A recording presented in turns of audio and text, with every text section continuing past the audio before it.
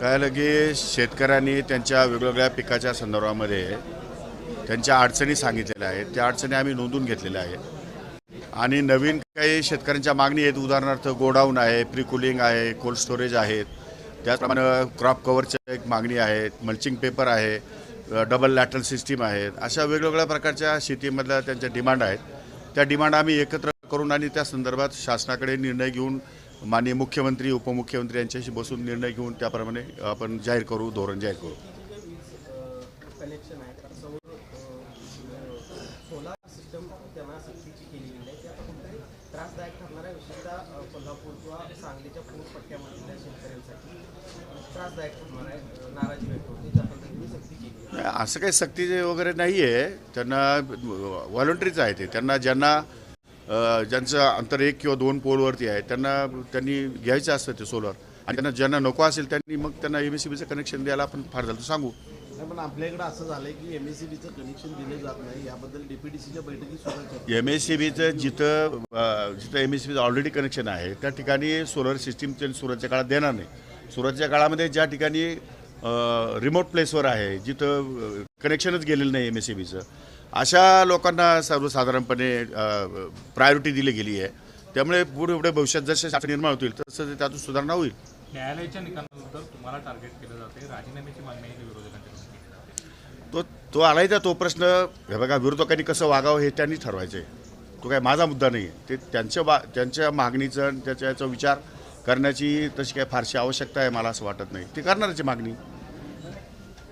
शस्त्र प्रमाणासाठी तुम्ही अर्ज करताना उत्पन्न वेगळं दाखवलं आणि घर घेताना उत्पन्न वेगळं. एक गोष्ट खरी आहे, मी घर घेताना 1989 साली ॲफिडेविट केलेलं आहे. शस्त्र प्रमाण 1993-94 घेतलेलं आहे. मध्ये 5 वर्षाचं अंतर आहे आणि 2,000 रुपये उत्पन्न माझं वाढलेलं. तेव्हा महागाई निर्देशांकाचा जर विचार केला तर तेवढे 2, 5, 10,000 उत्पन्न हे वाढीव तुम्हाला ग्राह्य धरता आलं पाहिजे. परंतु आता त्या काही गोष्टी रेकॉर्डवर न आल्यामुळे त्या ठिकाणी गैरसमजापोटी काही गोष्टी झाल्या असतील. परंतु तो न्यायालयाचा अधिकार आहे. न्यायालयाने निर्णय दिलेला आहे. त्याच्या अगेन्स्ट मी अपील करणार आहे उद्या परवा, आणि जो काही निर्णय होईल तो बघेल, तुम्हाला मिळेल बघायला.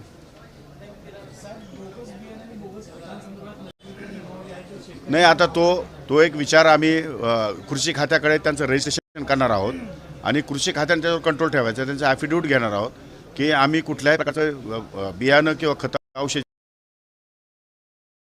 जे निर्मित करू त्यामध्ये कुठल्याही प्रकारचं बोगस नसेल. बोगस असतं तर नुकसान भरपाईला आम्ही सामील जाऊ. माहित असताना तुम्हाला शिक्षा काय होणार आहे माहित असताना सुद्धा हा प्रकार केला, अशा पद्धतीचा उल्लेख त्या ऑर्डरमध्ये नाही, असं तर काय मी वाचलेलं नाही अजून ऑर्डर. मला वाचायला वेळच मिळाला नाही. वाचल्यानंतर मी सांगेल. साहेब, कृषी पंपाची जी बिलं होती ती याच्या आधी मोफत किंवा माफ म्हणून येत होती. आता ते आकडे येत आहेत, 20 बिलं येत आहेत शेतकऱ्यांना कृषी पंपाची. काय त्याच्यावरती? नाही, हे बघा, मागच्याच वेळेस सरकारने जाहीर केलेलं आहे की कृषी पंपाची बिलं भरायची नाही, आत्ताची नाही, मागची नाही, पुढे 5 वर्ष. त्यामुळे आकडे येत असतील तर ते निरसन आणून दिले तर आपण त्या संदर्भात चर्चा करू. मिळणार का मग ती? ते आता ते मुख्यमंत्र्यांचा विषय आहे. त्यामुळे मुख्यमंत्री महोदयाचे डिपार्टमेंट आहे, त्या विषयावर मी भाष्य करणं बरोबर नाही. आपण मुख्यमंत्र्यांनाच या संदर्भात विचारू शकतो.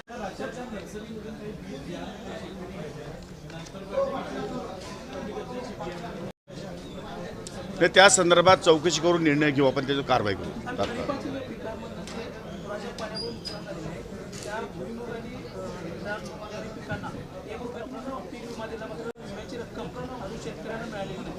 आता ते विम्याची रक्कम देण्याचं पण काम सुरू आहे. ड्रिपचं अनुदान पण देण्याचं काम सुरू आहे. जे शेतकरी राहिले असतील त्यांना नुकसान भरपाई मिळेल, तो काही विषय नाही आहे. टप्प्याटप्प्याने सगळे कामं चालू आहेत. काही पैसे आलेत, काही पैसे येतात आहेत.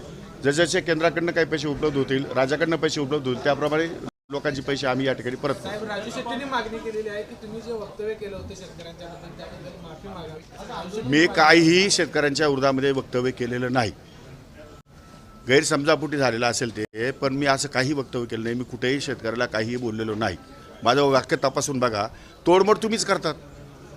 मी तर तोडमोड केले, मी काय नाही. मी माझं सरळ आणि स्पष्ट, माझ्या बोलण्याचा अर्थ तुम्ही लावतात. तुम्ही मला काउंटर ओपिनियन जर तुम्ही मला विचारलं असतं तुमचं काय मत याविषयी, तर मी सांगितलं असतं. माझं हे बघा, माझं मत हेच होतं की शेतकरी हा राजाच आहे या देशाचा. शेतकऱ्याविषयी अपशब्द मी बोलूच शकत नाही आणि अपशब्द बोलणार पण नाही आणि बोललो पण नाही. त्यामुळे त्याविषयी ठीक आहे, काही लोकांची गैरसमज झाली असेल, काही लोकांना राजकारण त्याचा फायदा घ्यायचा असेल तो त्यांचा प्रश्न आहे.